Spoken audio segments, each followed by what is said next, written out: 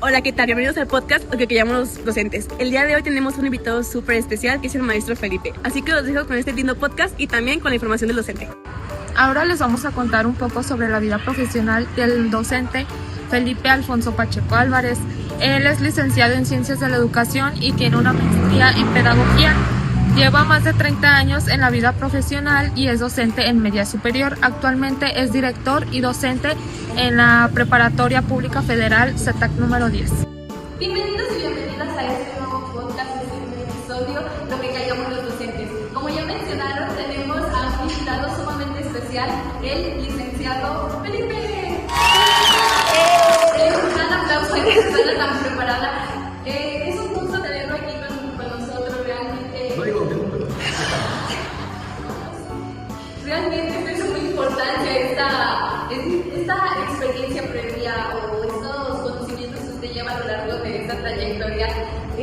Bueno, como alumna desde que alguna vez estuve, qué buena la interacción en el aula y miraba pues cómo se relacionaba con los estudiantes. Entonces, pues como sabemos, nosotros cuando vamos iniciando es como de suma importancia o no sabemos cómo establecer esta confianza con los estudiantes o crear este ambiente seguro. ¿Qué estrategias se utiliza para realizar el plan?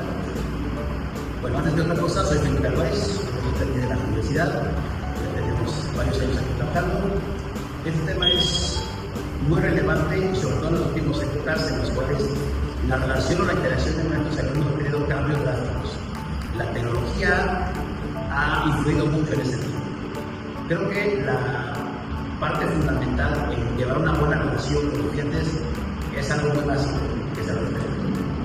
Si cada uno de nosotros asumimos lo que nos toca, por un lado el maestro viene a enseñar, a aportar su experiencia, el estudiante viene a aprender y de igual manera a mostrar sus intereses, sus intenciones en este sentido, en este caso de la pedagogía. Y si ambos permanecemos en esos ámbitos, cada uno se mantiene ese respeto. Obviamente, las nuevas generaciones les es más difícil entender esos límites de respeto. El maestro me saludó efusivamente y a veces lo piensan cuando no es más que un saludo de gusto, de alegría, de agrado de estar aquí trabajando. Pues creo que la base es el respeto ante cualquier cosa. Es una de las estrategias que se implementan. Realmente nosotros tuvimos la oportunidad de ir a una escuela preparatoria y sí mirábamos como esas interacciones entre el docente y el alumno, y los estudiantes, cómo hacían estar separando cosas al cliente, prestando la atención al maestro, y el maestro como que quería abordar estas estrategias, pero a la vez no podía.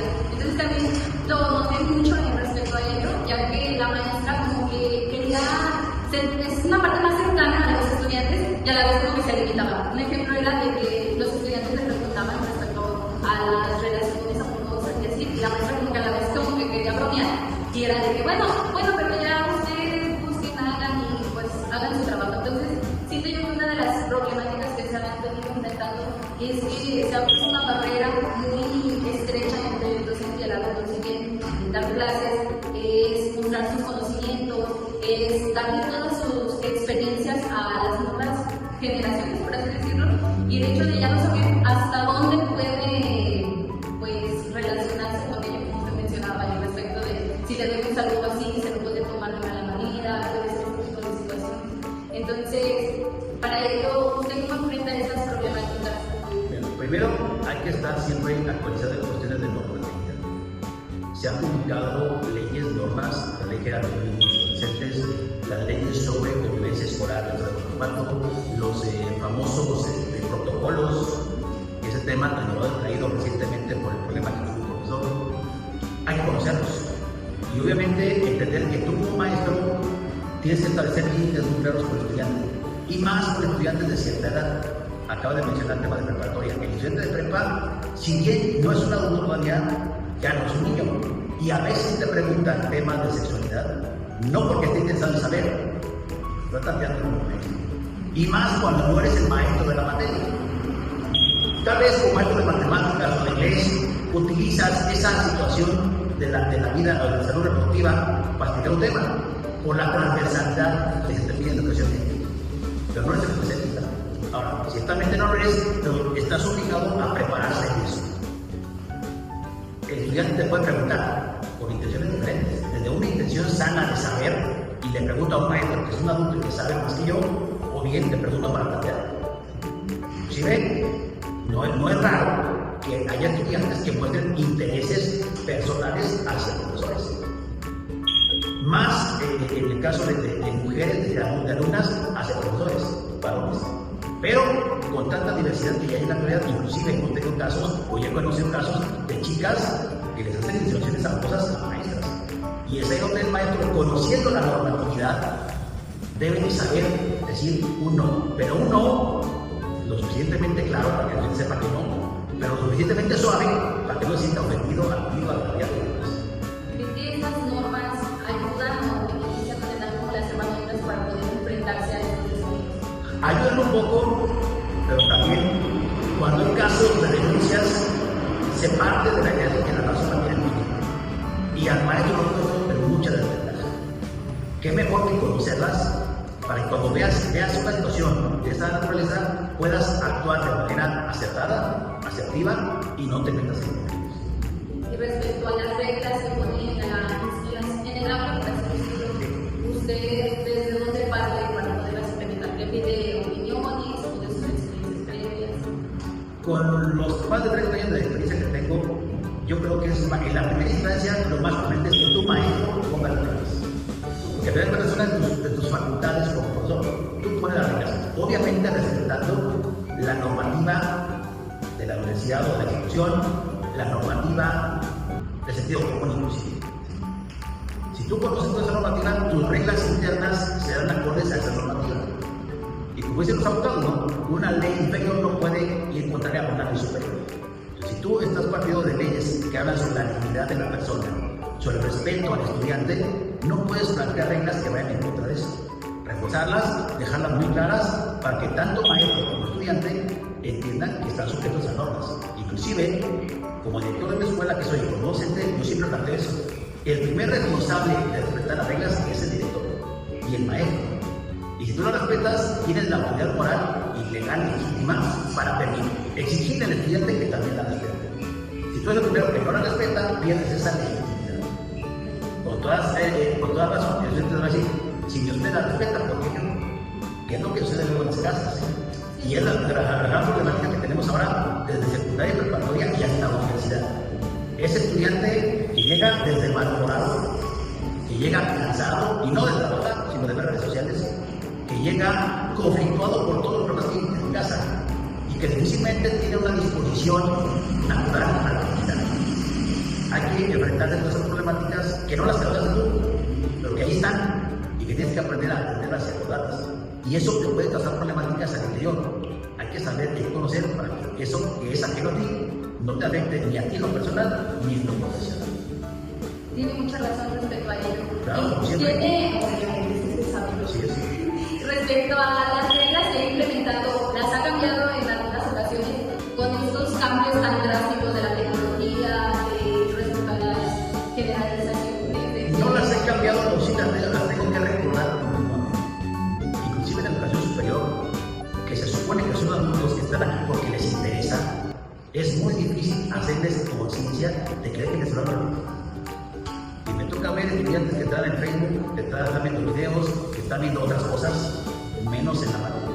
Yo entiendo que la tecnología es un recurso y que yo utilizo porque yo comparto información digital. Y parte de mis criterios y políticas de clases que el estudiante debe traer saldo para el resultado. El problema es que usar ese saldo para otras cosas. Aún cuando se establecido la normativa que no deben usar el teléfono para fines que no son académicos.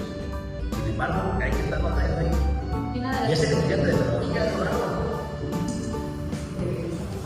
Exactamente. Y una de las estrategias que implementa para el uso de la tecnología, o sea, una de las estrategias que utiliza para eso. Bueno, yo les pido al estudiante que debe traer su dispositivo, ¿no? Y que debe ser un dispositivo funcional, porque puede que les pida que consulten algo en internet en el momento, o pueda que les pida que se metan a su plataforma de Teams y recuperen archivos que tienen ahí.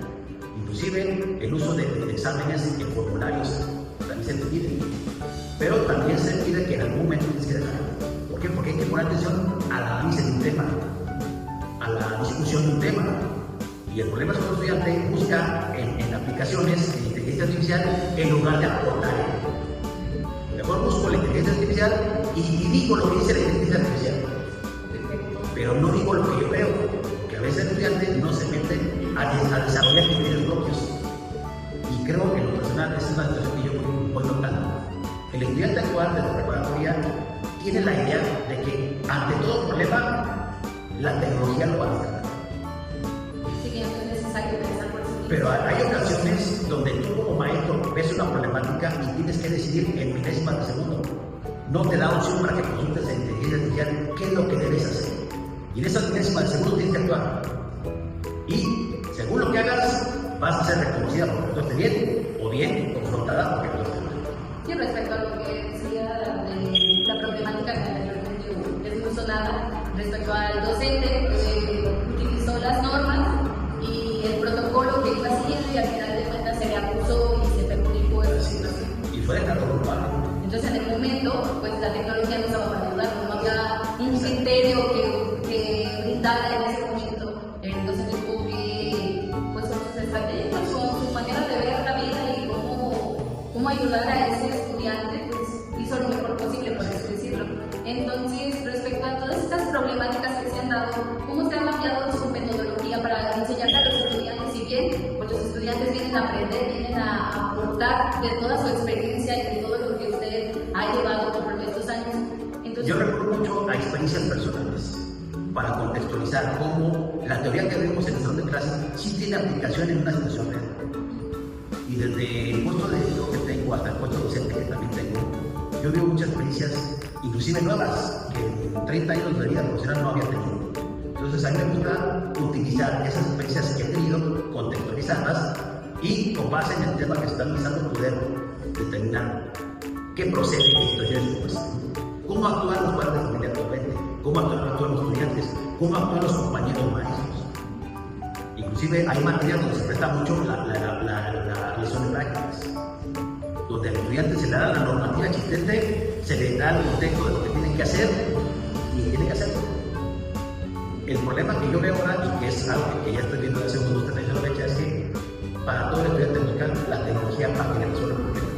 Ya no quiere hacerlo solo, ya no cree que puede hacerlo solo y siempre busca tecnología. o sea, ya depende con Está creando una dependencia terrible hacia la tecnología. Cuando en la realidad de las clases eres tú, con tus 20, 30, 40 muchachos, y el apoyo de la tecnología, pero es eso, el apoyo, no el suplente del maestro. Entonces, sí he buscado utilizar acciones prácticas, situaciones de mi vida cotidiana, inclusive hay prácticas que yo elaboro, donde tomo experiencias personales y las enmarco con situaciones hipotéticas, para que el estudiante sepa qué hacer ante una situación real. Y usted ha tenido que enfrentar a una situación o una problemática muy fuerte que no han sabido cómo resolverla o que las normativas no están ahí, por así decirlo. Tan grave, no. Pero sí he tenido casos de agresiones entre estudiantes, de señalamientos a maestros, donde el conocer los protocolos y procedimientos me dicen qué hacer. Pero algo tan grave que no sepa qué hacer, afortunadamente no lo he vivido. En parte porque sí me preocupo por leer esas normativas. No quedo diciendo de que pase algo que no sepa qué hacer. Ejemplo, aunque hay un protocolo de actuación ante balaceras en la calle, no me ha tocado. Yo sé qué hacer ante ese protocolo teóricamente, pero no sé si en la vida real, que escuche la balacera en la calle, pueda actuar. Yo creo que sí, ¿verdad? Sí, porque está bien Porque estoy informado y capacitado, pero no lo he hecho. en el momento, pues, ¿cómo le va? Y es lo que le comentaba. El estudiante que no se prepara, que no lee y que no procesa la información, en el momento que viva eso, no va a saber qué hacer. Y obviamente son situaciones que no te va a dar tiempo de déjame consultar qué dice la inteligencia artificial. Aguántame tantito, no se la buena esta. Así es. Pues, hay situaciones que hemos visto más frecuentemente, ¿no? Que es el llevar o el traer sustancias prohibidas, objetos prohibidos, inclusive aquí en la universidad.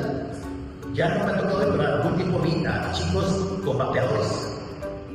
Sí, también en la escuela en la que fuimos había un estudiante que cuando la maestra salía, el estudiante se cambiaba el vapeador. Entonces era como muy sorprendente porque pues uno estaba ahí presente y lo hacía sin algún remordimiento previo. ¿Qué te indica eso? Que en la casa de los estudiantes no hay autoridad. La primera autoridad es el padre de familia, ambos. Cuando los hay, entonces donde nada más hay uno o ninguno. O bien hay uno, pero ya hay otro agregado que es la pareja actual de la mamá o del papá. Y ya son dinámicas familiares que van siendo más novedosas y que antes existían. Entonces, este chamaco que no ve la autoridad de sus papás no considera al padre como una autoridad. Es alguien que está ahí conectándolo. Y obviamente hace lo que hace con sus papás. No está a lo de las horas. No está que prepara el planito. Acá, ¿qué hace? No bebemos sol, le sopla hierba perro. Tiene mucha razón respecto a los movimientos que se han dado respecto a la familia, cómo ha cambiado constantemente y cómo el maestro ha afectado en ellos. Cómo saber cómo a cada estudiante hallarle la manera, conocerlo, darle el contexto que a él puede impactar y que pueda tener un conocimiento significativo. Entonces es como el docente tiene que saber tanto de la familia como de la escuela. Ahora, son exigencias que en realidad no tendría por qué abordar el maestro. El maestro debe enfocarse al proceso de enseñar y aprender, pero en la realidad le va exigiendo más cosas al estudiante de pedagogía y al maestro, porque ahora tiene que aprender de psicología, tiene que aprender de terapia casi, tiene que aprender de medicina, tiene que aprender de leyes, tiene que aprender de tecnología y un sinfín de cosas que al maestro lo ponen en jaque por todo lo que tiene que saber hacer. Y que si no hace bien, como a este profesor que le pasó, él no está encargado de la salud del estudiante, de procurarlo, de cuidarlo, sí, pero no de garantizar la salud. Fue un accidente o fue intencional y los expertos de salud, que son los médicos en los hospitales, no les pasa nada. Y el mega mejor que sí. Aún así, más allá del caso trágico de este niño y de este profesor, eso nos obliga como maestros a saber, no solo los protocolos, qué hacer en caso de esto. Las adicciones son diferentes. Y es otra gran problemática. ¿Cómo le dices a un niño que está mal fumar hierba cuando es lo que ve todos los días en su casa? Que está mal inyectarse en tal sustancia cuando eso lo ve su papá o su hermano. O en su comunidad. O en su comunidad, en la calle, ¿cómo lo convence de que esto no está bien? Cuando es lo que ha visto toda su vida. Su contexto se va a hacer entonces, cómo impactar positivamente y hacerlo que sean críticos y todavía depende pues, de la tecnología. Y no solo lo es su vida, también es patada. Y tantito peor. ¿Cómo? En todos lados. Así pasa, arriba y abajo. Tienes mucha razón, realmente, pues nosotros les escogimos por su trayectoria, por todas sus experiencias, por todo lo que han compartido, tanto como docente, director, coordinador. Creo que todos estos ámbitos le han dado esta visión de cuáles son las problemáticas que se han enfrentado. También siente que deberían de haber normas para los padres de familia. Es ya una voz muy fuerte que el magisterio como gremio hemos ido planteando, inclusive tenemos la desfortuna de estar en el sindicato, no me preguntaron que no me quiero decir.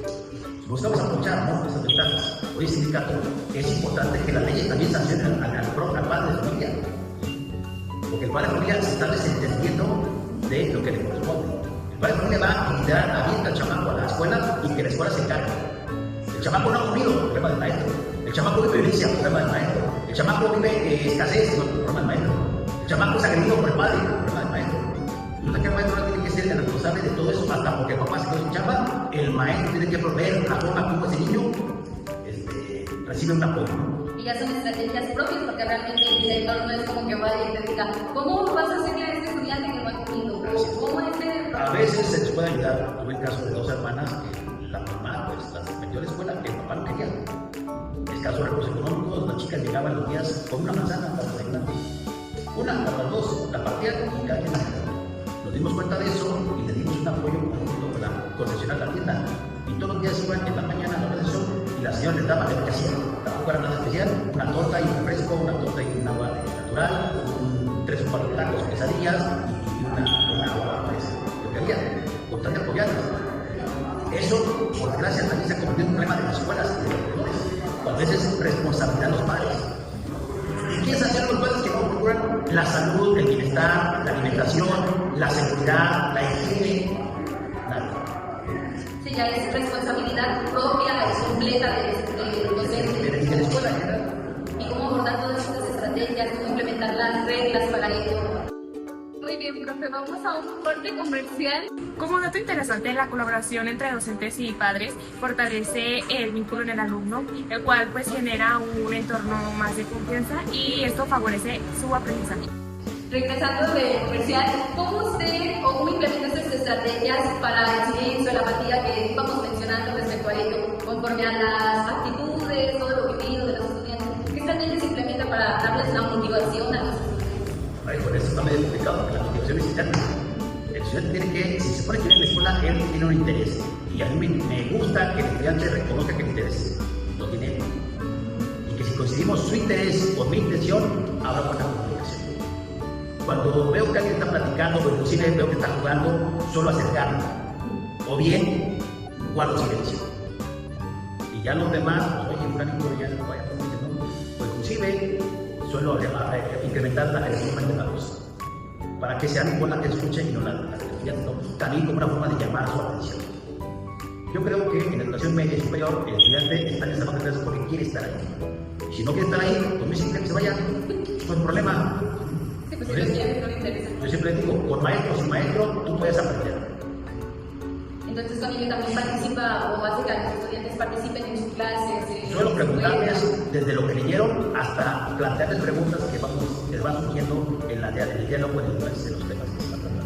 Y respecto a los alumnos disruptivos, ¿qué estrategias o qué reglas les ponen respecto a ello? ¿Podría definirme qué es eso? Es un estudiante que constantemente está platicando, se está parando, se está distrayendo, está pues modo loco. A veces en las sociedades inventamos términos para justificar acciones, ¿no? Es alumno disruptivo, no caído disruptivo, es un alumno que no tiene interés de estudiar. Y la verdad, por la edad que tiene el estudiante, yo ni me confronto ni me conflictúo. Se quiere ir, se vaya. Yo tampoco voy a estar ahí insistiendo en quédese. Finalmente, es parte de que el estudiante, por la edad que tiene, en los niveles en los que yo trabajo, que es medio superior, asuma el compromiso que le corresponde. ¿Ustedes ser los responsables a ellos mismos de su No le interesa, pues siempre vaya a ser, pero con las consecuencias que implica, ¿verdad? Me voy, bueno, lleva su bata ahí. Y usted sabe que por ser modalidad escolarizada está obligado. El reglamento lo obliga, no yo. El reglamento lo obliga, la modalidad escolarizada lo obliga. No quiere estar aquí, perfecto, váyase, pero con su bata. Y obviamente, yo en lo personal valoro mucho el desempeño del estudiante. Inclusive, cuando hay situaciones de sacó 7.8, bueno, pues si participa, si aporta, no me cuesta nada poner el 8 o el 9 o hasta el 10.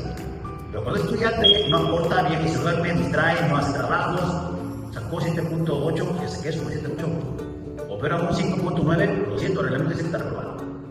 Sí, respecto a ello, también tuvimos un maestro que participaba en este tipo de situaciones y en una ocasión quedamos en conjunto con una compañera y el maestro se no sé por dónde, y era de que pues participaba, hacía como este tipo de actividades y como menciona, no tomaba como ese desempeño respecto a ello, era como lo que sacaste, lo que sacaste. Finalmente creo que es también válido valorar el desempeño y el interés de la persona. Si bien objetivamente por los trabajos, exámenes y demás tiene una calificación numérica determinada, quizás no me cuesta a mí, en lo personal no así, no me cuesta nada subirle una o dos décimas, reconociendo el esfuerzo, el trabajo que realiza la persona. Y respecto a las agresiones que se ha vivido en el aula, dentro del aula, ¿cómo implementa estas normas o estrategias para evitarlas? Me ha tocado pocas veces, en la universidad no me ha tocado, en el preparatorio así. Cuando alguien agrede verbalmente, físicamente no me ha tocado, verbalmente sí. Yo retomo la normativa. Retomo la normativa recordándole al estudiante que es su obligación respetar a todos. Es su obligación respetarlos a todos. Y obviamente solicitándole y exigiéndole el respeto para todos. Y que ese uso de palabras pues no corresponde al respeto que todos merecen. Aunque tenga la razón, porque fue insultado por alguien más, no puede responder contra eso. Y cuando usted implementa pues esta normatividad o el castigo, por así decirlo, ¿usted lo ve más como castigo o como una manera en la que el estudiante tenga que reflexionar de él mismo de lo que están haciendo? Más que un castigo, sí debe ser una reflexión, debe ser una sanción. Y sobre todo, que el estudiante entienda que la sanción corresponde al incumplimiento de algo. Por ejemplo, alguien no mandó un trabajo con un cero. Oye, lo mandé 2 días después. El reglamento dice, o la política dice que hasta 1 hora te lo puedo valer con un porcentaje menor. Después de 1 hora ya no. Oiga, si lo mando, mándelo, yo decido. Y ya en su momento que lo mandó 3 días después, lo reviso, vale la pena y tal le reconozco el esfuerzo, ¿no? Y le pongo una calificación menor, porque también debo reconocer el esfuerzo de cumplir de los demás. juzgarlo de la misma manera porque muchos sí cumplen y él no. Entonces, está bien, cumplió, aunque el tiempo que cumplió, le doy un valor menos. También para que el que sí cumple no diga, ¿cómo te explicas lo que? Pues era lo que mencionaba que antes, tenían que respetar las estrategias que ya había dado, porque si no, o las normativas, el reglamento que ya había dado, si no, los estudiantes, se lo acepta a él, bueno, pues a mí también se lo va a aceptar, o ya no va a tener esa misma autoridad de decir, no, eso no. Y al momento de, pues, estas causas, ¿usted busca una causa previa o con lo que se va viviendo en el aula da la repercusión, por así decirlo? No, con lo que se van dando las cosas. Obviamente hay líneas de trabajo que ya están establecidas. Hay reglamentos y hay acuerdos, formatos definidos que no cumplen penalizaciones, no sancionan condiciones de trabajo. Pero ya cuando vienen otras agresiones verbales o físicas, pues hay que recurrir a otras normatividades de disciplina, ¿no? Que más allá de sancionar o de castigar a alguien para que sufra, la idea es que reconozca que cometió un error y que ese error tiene como consecuencia una sanción y que esa sanción le puede perjudicar en su vida académica. Obviamente con la intención de que no lo vuelva a hacer, que entienda que hay normatividades y que hay una normativa y que hay una sanción, para que entienda y aprenda de que eso no lo debe hacer. Y respecto a lo que había mencionado de los estudiantes, como esta tensión del respeto y pues cómo se malinterpretan estas cosas, ya ve que en algunas situaciones dicen que es mejor hablar al estudiante como en privado para que se sienta... Cuando llega a niveles así, lo conveniente es llamarlo, ya sea por el salón o en los casos de algún cubículo, citarlo ahí y llamarle más fuertemente la atención. No me ha tocado ese caso. ¿Y usted lo cree conveniente respecto a ello? Es conveniente en algunos casos. Es conveniente en algunos casos cuando ya hay agresiones muy directas. Si es necesario, conveniente llamar a una persona o dos, o tres o cuatro involucrados. En la preparatoria se me ha tocado llamar la atención por denuncias o por reportes que van a hacer los maestros. Yo voy al salón, inclusive yo voy. A veces mando a la prefecta cuando no hay más opción, pero a veces yo voy. Me permite al alumno fulano de tal, venga. Y lo llevo a la oficina, le saco la normativa y le planteo las problemáticas que estamos viendo por los reportes que ha hecho uno, dos o tres maestros o todos. Y obviamente se le plantean las consecuencias. Aquí una gran ventaja que debes tener como director y como maestro es que las sanciones no te las inventas tú, están en una normativa. Para que el estudiante no asuma que tu director o tu maestro lo estás castigando por una situación subjetiva. No, mira, aquí es la normativa. A esta violación corresponde esta sanción. Y se le señala y se le puntualiza. Entonces, un día de suspensión, no lo digo yo, lo dice la normativa. Por la acción que tú cometiste, mereces una suspensión de un día o de dos o una llamada de atención. Sí, por así decirlo, es su consecuencia. Y ya ve que mencionaba respecto a la tecnología, cómo se han ido desenvolviendo estas situaciones. ¿Ha tenido esa problemática que al llegar al salón tenga que cambiar completamente toda su planeación del día o se adapta a él? No me ha tocado, a veces se le batalla por internet, pero ya también he aprendido. Finalmente uno se prepara, hay que comprarse con plan, cuando no funciona el internet de la escuela, pues echar mano del propio. Y esa es responsabilidad profesional del docente. No debiera tanto, pero cuando no hay una alternativa, hay que recuperarse. En el caso de cañones, que ya se compuso el foco, pues como un plan B. Siempre tienes que buscar un plan B. Por eso yo desde el inicio entrego todo el material, el espacio de tintes, de archivos, y cuando por algún motivo iba a proyectar algo y no funcionó el cañón, no hay energía eléctrica o algo pasó, se remite a los documentos que tiene cada estudiante. Revisen, abra este documento y revisen, en tal parte dice, o en tal parte está este gráfico, está este dato estadístico, y se busca la alternativa. No, que no perdió el cañón, ya no hay clase. Con más tienes que traer siempre listo, es la meta.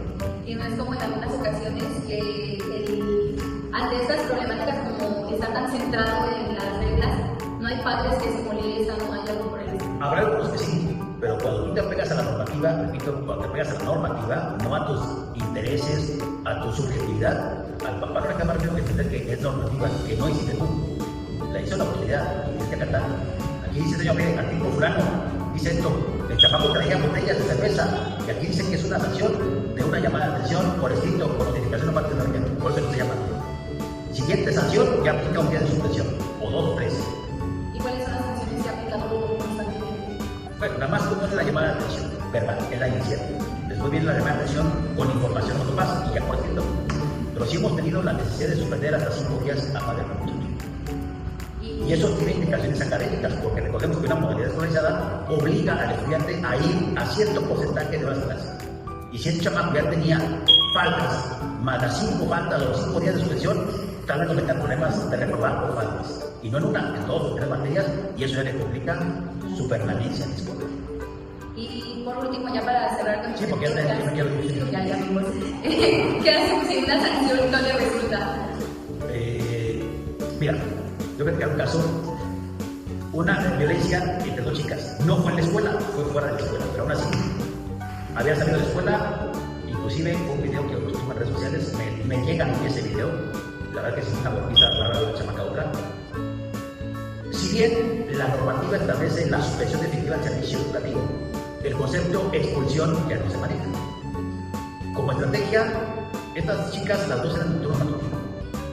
Hay un comité, no toma la decisión yo como director, el comité toma la decisión, se analiza. En ese comité hay un alumno, hay un padre de familia y hay maestros. A ver, pasó esto. La ley dice esto. ¿Qué hacemos? Vamos a expulsarla simbólicamente. Hicimos un documento donde le notificamos la baja a la chica y a la mamá. Sabíamos que la mamá y la chica iban a ir a la SEC y que la SEC nos iba a decir, no lo puedes expulsar, pero era parte de la estrategia. Cuando la SEC nos diga, no lo puedes expulsar, ahora sí ponemos nuestras funciones. Perfecto, tienes razón, no lo puedes expulsar. La acepto, pero se va a todo el Implementó 3 estrategias. Y efectivamente, así lo hicimos. A esta chica que estaba en la mañana, a la agresora, la cambiamos a la tarde. Por esa situación, tal vez la recibimos otra vez, pero va a pasar a la tarde. ¿Por qué? Pues yo tengo que separar a la víctima de la fuente de agresión. Entonces la otra chica víctima estaba en la mañana, tenemos a la tarde. ¿Acepta? No, vaya a otras horas. Aceptó la señora y bueno, afortunadamente para esta chica terminó la breve. Pero también parte de las acciones que tomaran terapia para el control de la ira y que nos venga a dar pláticas a estudiantes mujeres sobre el manejo de la ira y la violencia. Muchas gracias por estar aquí en este podcast y poder compartir todas sus experiencias. ¿Y algún consejo que quiera dar a los padres de familia, a nosotros como docentes o futuros docentes? Bueno, creo que es algo que todos hemos ido creando una conciencia, ¿no? De que el proceso educativo no es exclusivo del maestro ni de la escuela. La acción de educar se da en todo momento y en toda circunstancia. Todos somos agentes educadores, no solo el maestro. Y en particular al padre de familia le tendría que retomar esa responsabilidad que le toca. Al estudiante de pedagogía, porque creo que es donde se habla de esto, le recuerdo que si ahorita hay problemas, vienen otros retos más grandes y que hay que prepararse para esos retos. Y bueno, a los maestros ya en ejercicio no nos queda más que seguir actualizándonos y preparándonos. Bueno, les agradezco a ustedes haberme considerado esto. No habría sido posible si no me hacen ese puesto tan agradable, tan interesante, que recibí mi todo de cuenta. La plantita. Sí, la plantita aquí muy famosa, por cierto. Siempre es un gusto platicar con estudiantes de pedagogía que ya están en no corran. Ya se les va a limitar la salida y viene el cambio de estadística. De estudiante universitario a desempeño. A desempleado. A querer buscar trabajo. Así es, muchas gracias. Muchas gracias. Hasta luego. Nos vemos en el siguiente capítulo.